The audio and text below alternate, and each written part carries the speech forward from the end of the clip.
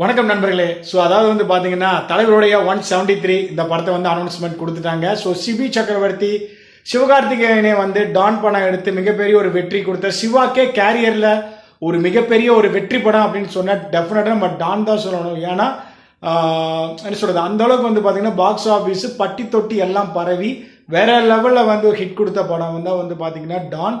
So சிவகார்த்திகேயனுக்கு வச்சு எடுத்த முதல் படமான சிபி சக்கரவர்த்தி டேரக்டர் தான் வந்து பார்த்தீங்கன்னா தலைவர் 173 வந்து எடுக்கிறாரு அப்படிங்கிறது அஃபிஷியலாக கமல் அவர்கள் வந்து பார்த்தீங்கன்னா தன்னோட எக்ஸ்தல பக்கத்தில் வந்து அறிவிச்சிருக்காரு. இந்த 173 பொறுத்த வரைக்கும் கம்ப்ளீட்டாக ஒரு ஃபேமிலி ஓரியன்ட் மூவி அப்படிங்கிற மாதிரி சொல்கிறாங்க. ஆக்ஷன், அதாவது தர்மதுரையில் எப்படி நம்ம பார்த்தோம் அந்த மாதிரி ஒரு ஸ்டில்லாக தெரியுது பார்த்தா. ஸோ ஒரு விண்டேஜ் ஒரு கெட்டப்பாக தான் இந்த லுக்கு பார்க்கும்போது தெரியுது. ஸோ அனிருத் பார்த்தீங்கன்னா மியூசிக் டைரக்டராக இந்த படத்தில் கன்டினியூ பண்ணுறாரு அப்படியே.